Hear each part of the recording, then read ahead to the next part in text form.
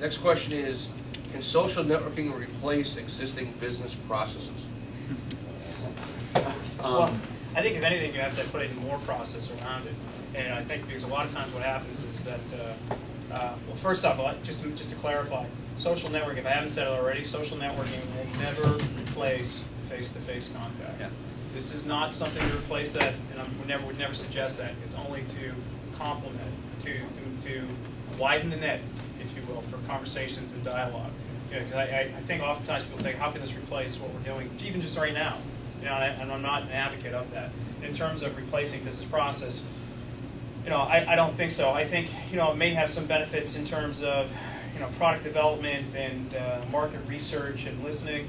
I think if anything, it's going to have to probably put some additional process into your sales process, into your overarching marketing mix, because then now you have to deal with how you're getting leads and, you know, how you're influencing, and I think if anything, it's going to add to it. Yeah. I mean, it definitely adds to it for a while, at least. I think a big caveat is, well, it depends.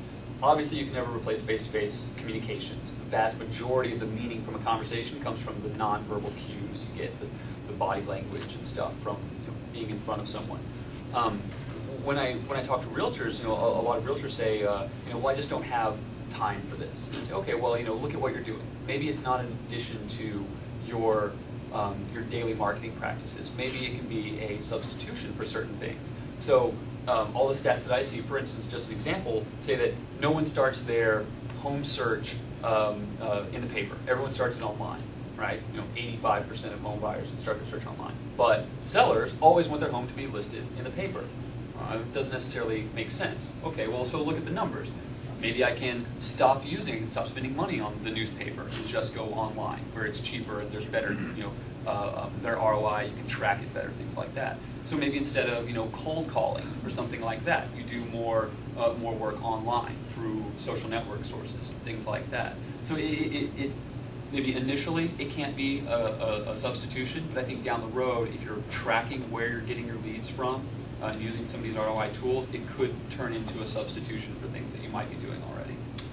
There was a recent study, there's an organization called Marketing Sherpa. They do a lot of data gathering and analysis. They did a 2-year study in which they talked to, I think it was roughly, and by the way, I have a lot of stats I'm going to be giving you guys at the end of the presentation that you'll be able to download just for your own benefit, and also some links to some tools. But they roughly surveyed 1,200 people, and they were basically B2B marketers. Of those 1,200 people to your study, and what they found was that 74% of those B2B decision makers were actually using social networks for business purposes.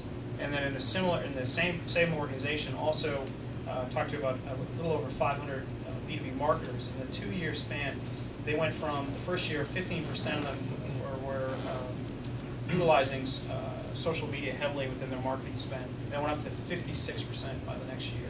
And the main reason they gave was the ROI and then how they were able to track it and getting more value from it than some of their other traditional marketing.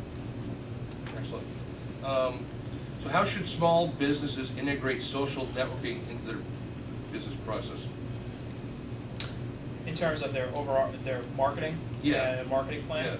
Yeah, I think it depends upon your goals, and I think it depends upon your audience. So I think that you know, if you have an audience that skews very hot or it's very active online, you know, then that would make it a major consideration or a major part of your marketing mix.